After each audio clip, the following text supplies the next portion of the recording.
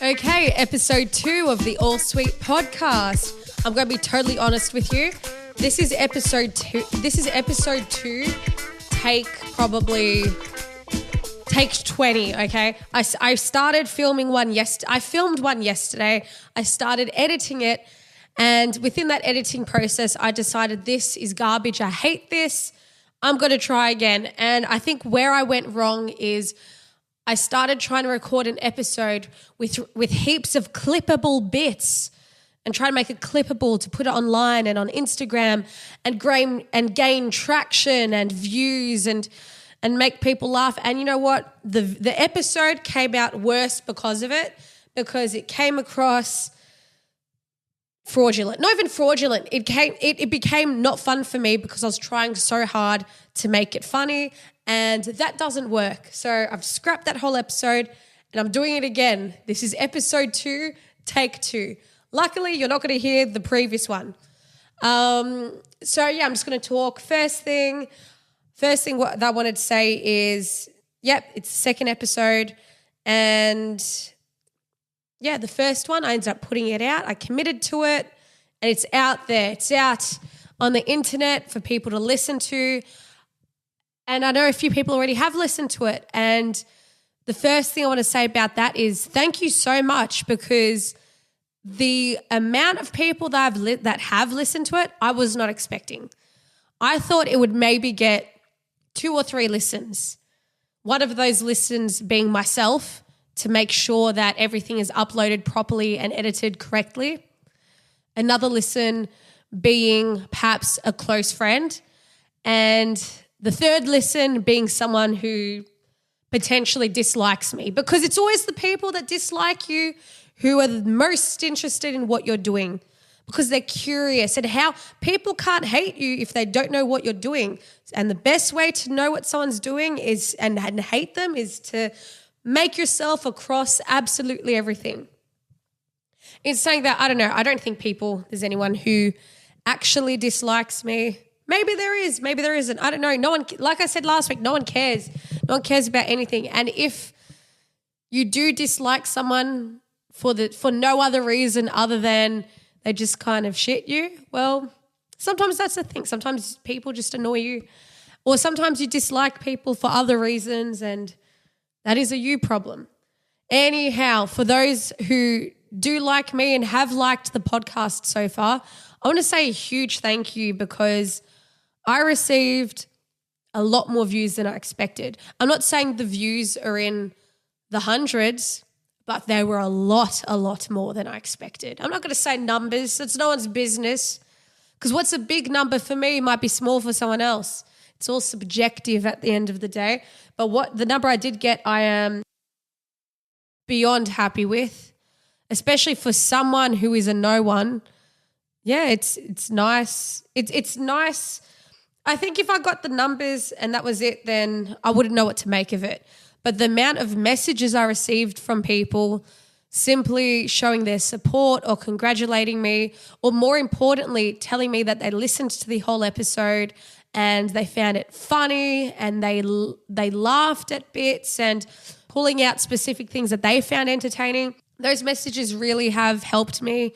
Like I said, this was something that I was very self-conscious about doing. I found it embarrassing and almost painful, for lack of a better word, painful to do. So the messages I did receive were heartwarming. What can I say? I'm not good with the feelings kind of stuff, but I was genuinely so shocked and surprised with how many people have shown me support, especially because not all of you are other comedians. Some of you are.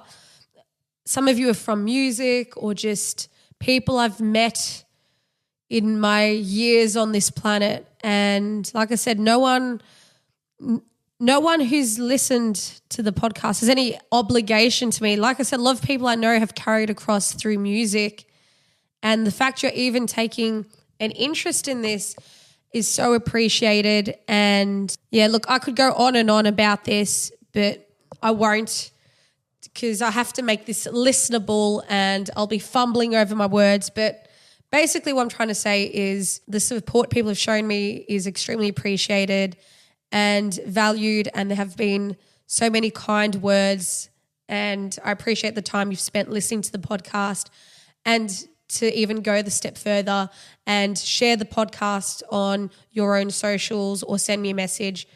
I really appreciate that, and I appreciate you as people for doing that. So thank you. Now, this past week, what has gone on, I struggled putting this episode together because I feel like this has been a very busy week in terms of events, because we had Halloween and I wanted to create some Halloween content and post those clips online. But Halloween is a week older now, and then we had the Melbourne Cup. Melbourne Cup became the next hot thing to post about. But unfortunately, I couldn't do this video before the Melbourne Cup. So I filmed it yesterday thinking, a day after the Melbourne Cup, that's fine to put clips up. So I recorded yesterday's episode, but then Melbourne Cup became old news because we had the election. We had Donald McDonald and Kmart Kamala competing to become world leaders. And that became the talk of the internet, and that's fair enough. So no one's going to care what I have to say about the Melbourne Cup. So I couldn't clip any of the stuff I did yesterday. And I think I became so fixated on what was going to become a good clip, and I kept trying to create these little bits I could cut. I just hated the episode. It was terrible. So I've scrapped it all and I'm putting this out, and I'll probably get no topical clips from it. And that's fine, because I've learnt for next year that you kind of need to have stuff preloaded. And I think by me choosing to start this podcast last week, it didn't give me enough time to lead myself into staying abreast of these events. But now I've learned, like I said, I'm going to learn a lot of things in terms of what works and what doesn't work when doing this. It's all part of the journey. We know it's a life where you have to learn, and you learn what's best for you. Oh, man, I can talk some crap. No, so let's start with the first event that happened. We had Halloween, and that was good. I did partake in Halloween. It's funny because the main trend of today is it's almost like Australia is America's younger dyslexic sibling. Australia essentially, Australia is, that's how I say it. It's America's younger dyslexic sibling. It's almost as if, when you have been an only child your whole life, and then suddenly at 13, your parents somehow decide they want to have another child by choice, sometimes not by choice, or your mum, she's met someone else, so she wants to start her new family. She wants to get her second chance at becoming a mum and fix the mistakes she made with you. So she has this other sibling, and then this other sibling then idolizes you. They follow you around, they look up to you, and you're too young to take on a parental role, but too old to connect with a toddler. And then this toddler's looking up to you, they're following you around. You're like, man, I don't even know what I'm doing yet. Leave me alone. That's America and Australia's dynamic. It's just America wondering about, having no idea what it's doing, and Australia trying to follow behind its tails, having no idea what America's doing either. But I did Halloween, which so many people complain about Halloween, be like, why are we doing this American holiday? Why not? It's fun. You get to dress up. Stop being so negative about. And I think I used to be like that. I used to be one of these people, be like, why are we doing this? It's an American thing. Because it's fun. Because it gives you an excuse to wear a costume. It gives you an excuse to dress up as Johnson's baby oil, which is what I did. I dressed up as Johnson's baby oil because, we like to be topical. We like to be slightly controversial and topical. And how I did it, so basically I think we're all aware of Baby Spice from the Spice Girls, with her blonde hair and her white boots and her pink dress. I took that same color scheme, and got the Johnson's baby oil logo and merged the two together and went as baby oil. It was a good costume. I got to be blonde for a few hours, which is great because I've been a brunette. I've either been a brunette my whole life or I had black hair at one point where I was going through a bit of a goth phase. Everyone, look, you go through it. And in my case, it really was just a phase, Mum, even though she's the one who dyed my hair black for me. So, yeah. But I got to be blonde. And I'll be honest, didn't hate blonde. I didn't hate being blonde. However, me being blonde, it would be a problem. Blonde Jacinta is a bimbo. Blonde Jacinta will get privileges in life that brunette Jacinta does not get. Privileges and disadvantages. For some reason, me with blonde hair, just, I don't know, didn't have any level of smarts I feel I possess, just was not present while I was blonde. And not by choice. I just think, I don't know, me blonde would be a problem for myself, for my parents, for everyone else. It would be over for everyone if I was blonde, and I could see why I am not. And I'm already intimidating as it is. But no, I went as baby oil. I made the costume out of a PVC pink latex dress that I cut up and put together. And my kitchen, oh my God, I am not meant for arts and crafts, okay? I had to go to Spotlight. I made multiple trips to Spotlight. I have no business at Spotlight. The only people who go to Spotlight are art teachers, women in their 60s, and people who live in Fitzroy. They're the only people that go to Spotlight. And I was there. I was among the wig section. I was among the glues. I bought 3 different glues to make this outfit work. I'm cutting things, cutting out letters, shapes, you name it, till very much the hour before I had to leave for this party. And my kitchen looked like someone let Edward Scissorhands loose.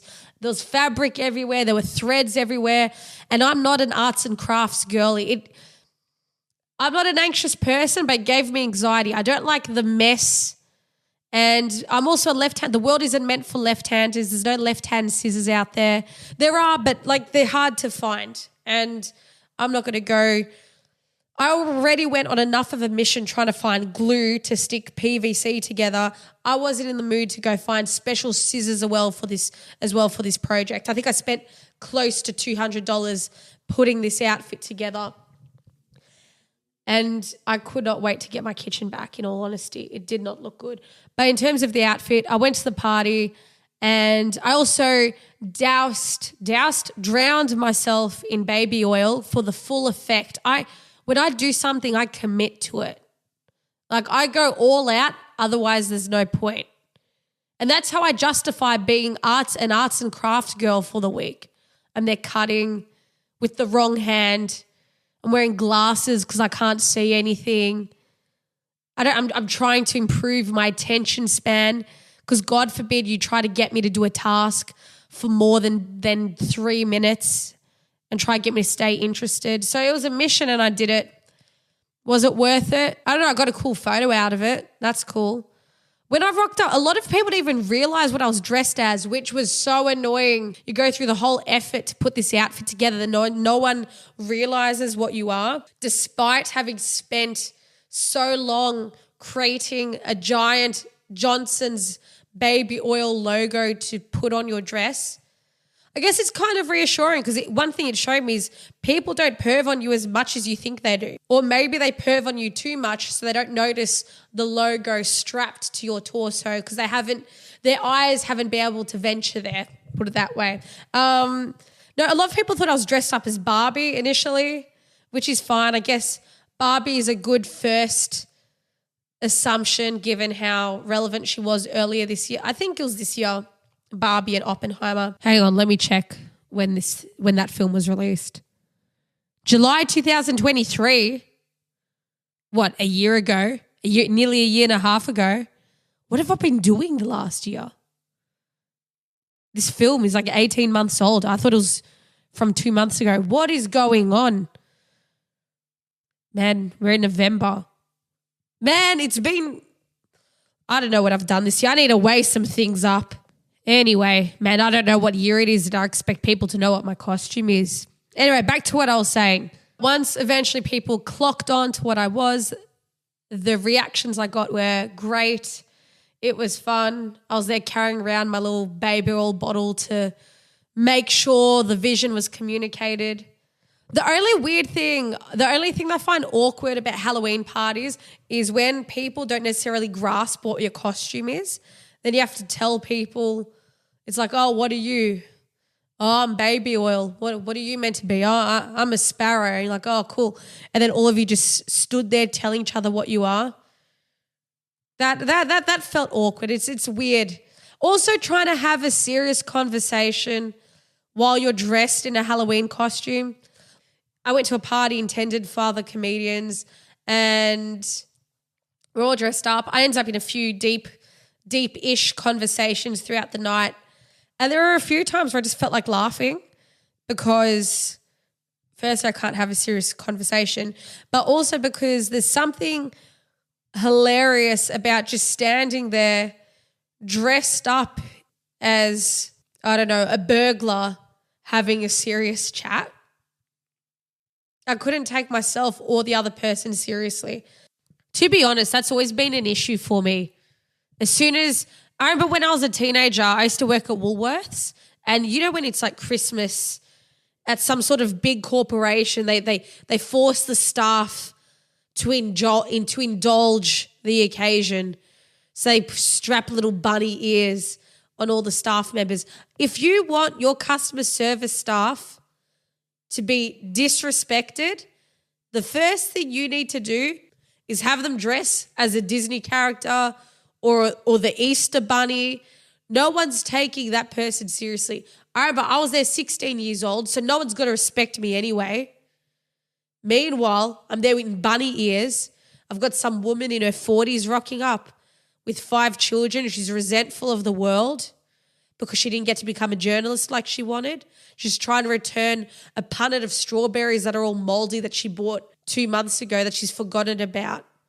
She's kicking up a fuss. I won't do the return. She's trying to tell me about consumer rights, and I'm there in bunny ears expecting this woman to take me seriously. That's how I felt. It was that same vibe. I remember actually I used to, whenever someone would come up to me and I could tell they were going to be a difficult customer, which when you're working customer service, you're going to encounter multiple times on your shift, those bunny ears, as soon as I sensed a slight raise in the person's tone, the bunny ears are off. You're not here speaking to the Easter bunny, okay? You're not here dealing with a 16-year-old girl. You're here dealing with a 16-year-old girl who really does not want to work at this job, who really does not care about you or your strawberries.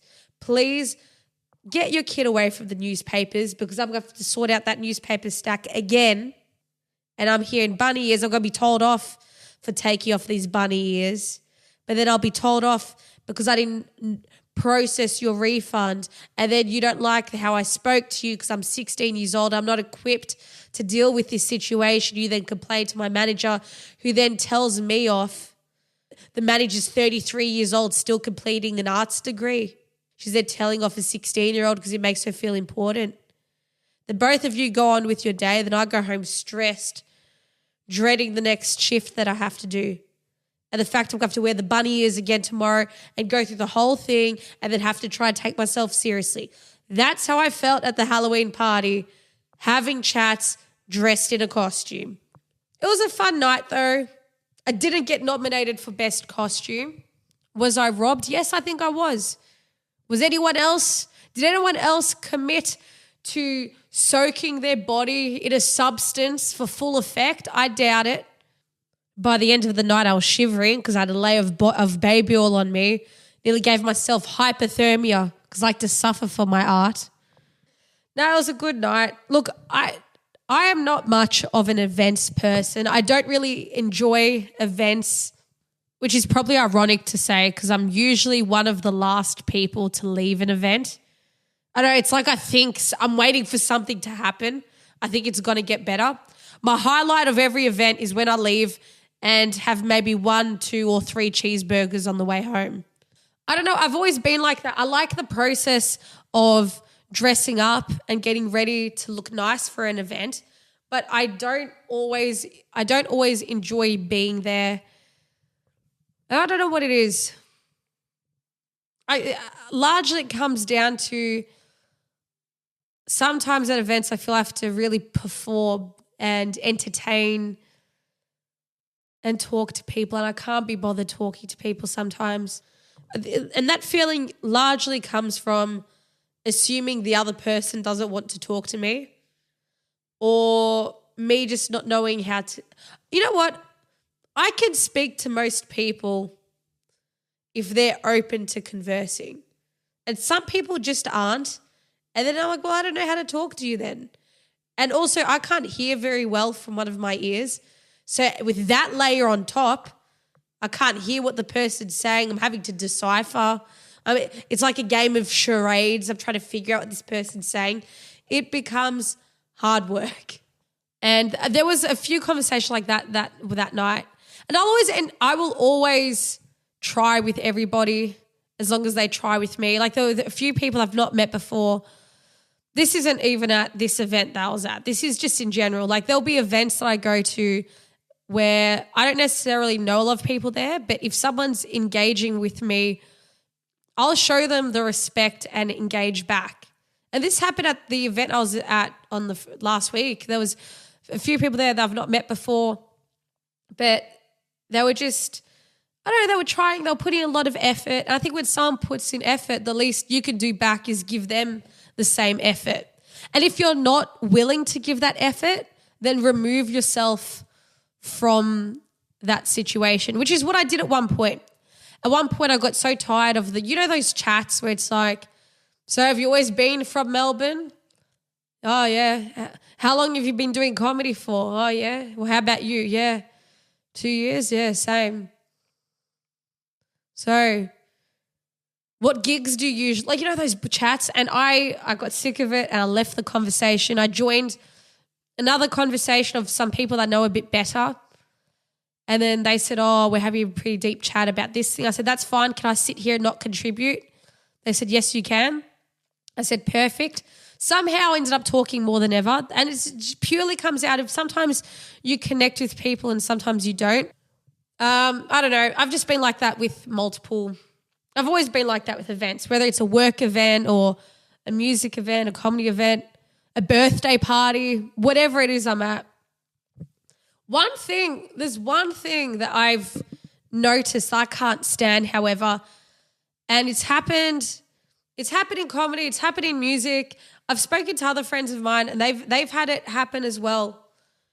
You know when you've been introduced to someone and then you've met them, you know each other's names, and then they can never remember you? And I get sometimes it happens. It might happen once, twice. Maybe they had a lot going on or you weren't very memorable or they met a lot of people that night. I get it. It happens.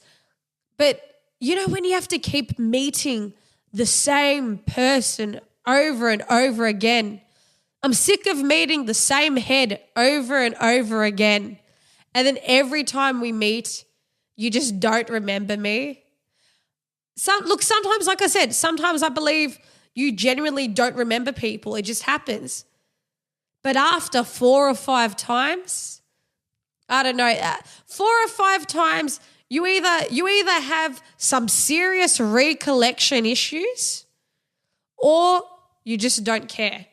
And that's fine. It's fine if people don't care enough to remember you. But I'm not going to believe that you can't remember someone you've been introduced to over a handful of times.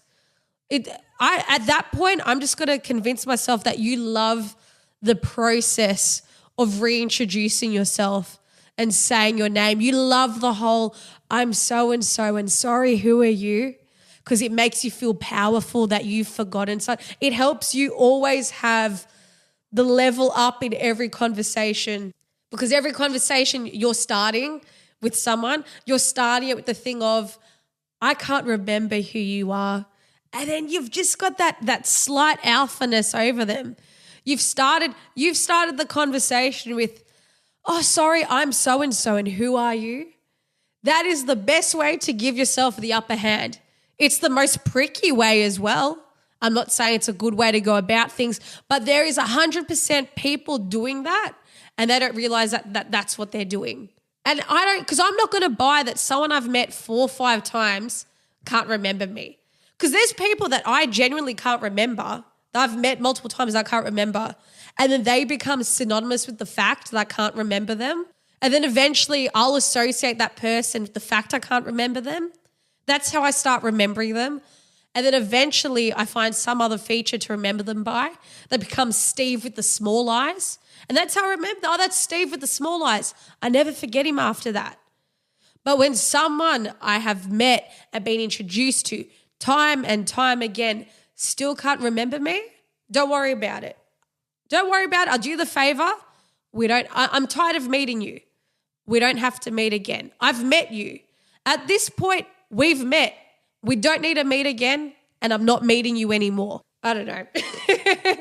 Look, it's happened a fair bit. I don't know if this is a me thing and it's just something that I've noticed. And I'm sure other people have gone through this. I mentioned it to a friend of mine who's a musician, and she's had it happen at a lot of Christmas parties and things where people will instantly take the up. You know what? That's what it's got to be. It's got to be a way of establishing yourself with the upper hand in a conversation by telling people, sorry, I'm so-and-so, and who are you? Because straight away they've got into the conversation with, you're not worthy of me remembering. Let me introduce myself again. I don't want to have to meet you again. I'm done meeting you. I've met you. If you can't remember me, that's fine.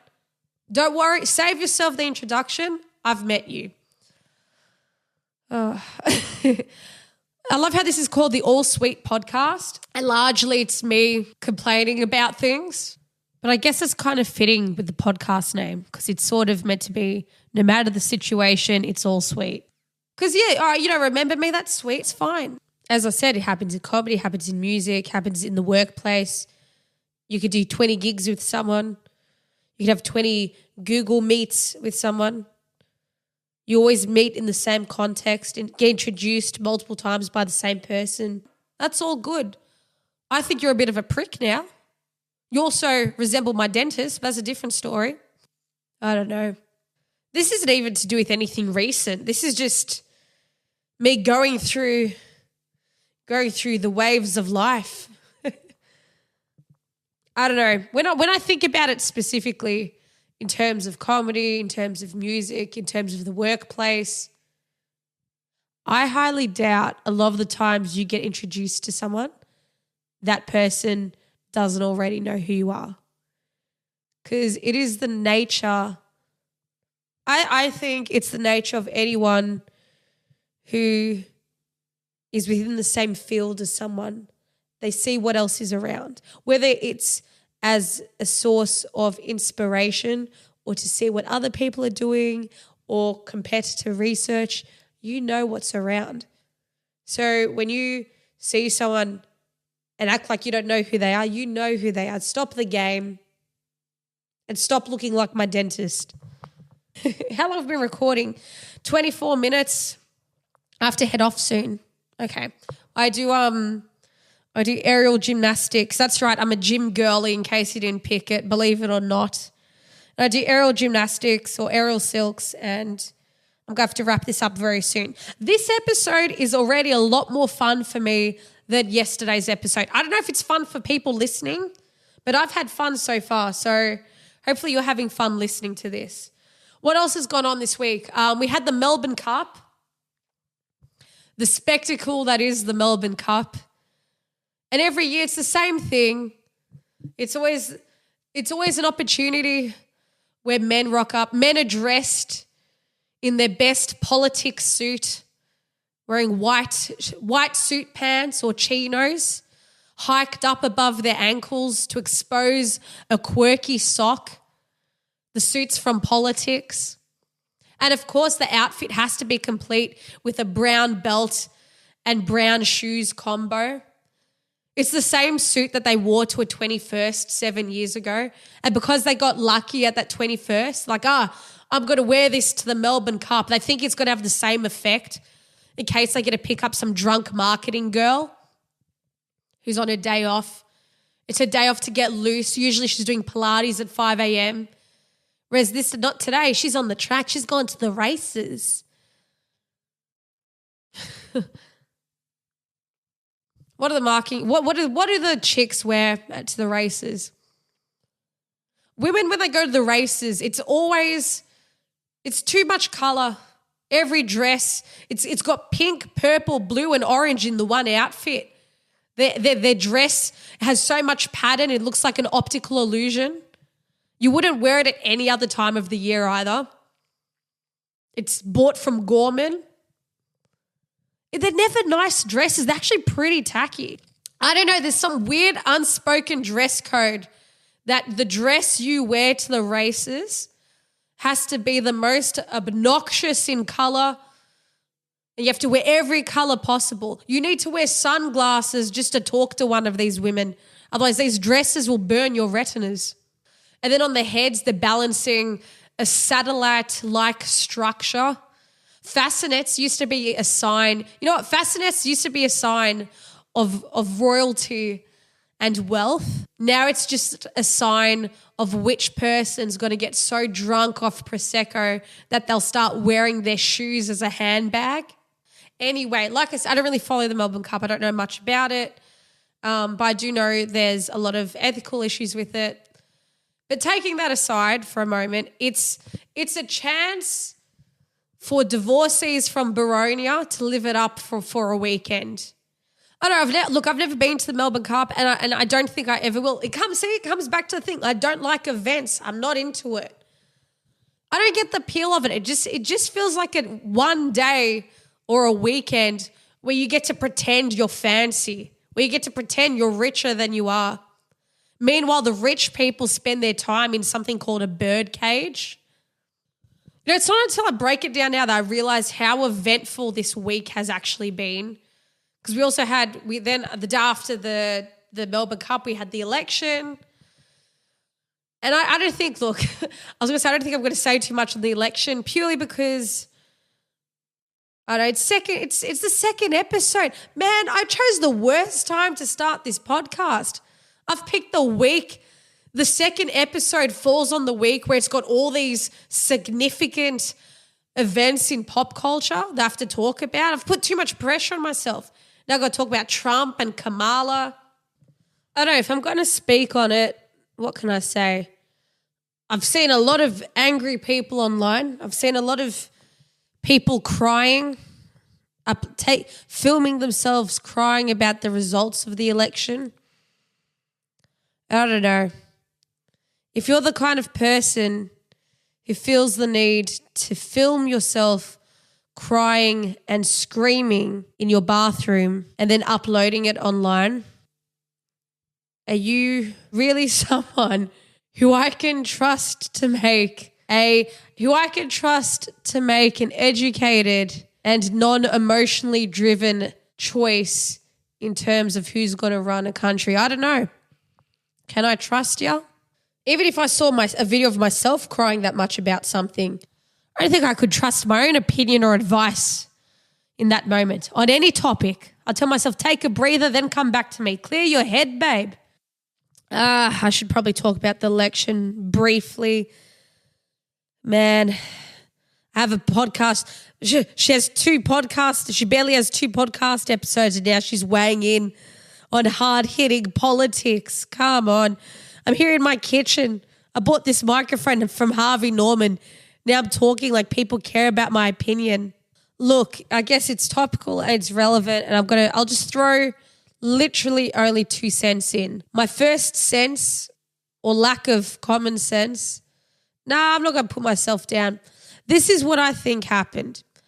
I believe the Democrats essentially created a campaign that was pro-Trump without them even realizing. Because first they had the ancient relic. The guy was 100 years old. They had him as the candidate who could barely climb a flight of stairs, which everyone could see. I think that instilled a lot of concern within the public. Eventually he leaves and they replace him with Kamala. society at the moment, there's a big push for sexual equality and racial equality, and they know that the public would have wanted a female president. They know the public would have wanted a person of color as a president. The Democrats genuinely probably thought putting Kamala would be a no-brainer, and because of the societal values that are currently held, she would have been an absolute guarantee to become president. They wouldn't even have needed to try. And also the fact, what's the other argument they could put forward? She ticks all the boxes and she's not Trump. That was literally that entire campaign. And if anything, if I was in America and if I was a loyal Democrat, I would be insulted with the fact that the party I'm supporting would think I'm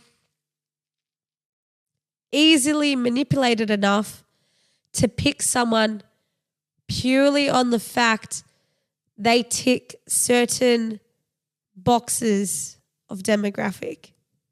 My second sense that I'm going to add to this is I feel like the country essentially had a taster test of the two presidents, of their two potential future presidents.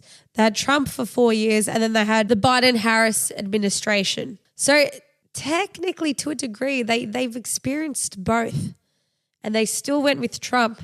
And I think a lot of that was fueled. I think a big decision with that, they would have measured at what point did I feel most financially stable? Was when Trump was in administration, or is it currently the Biden-Harris administration?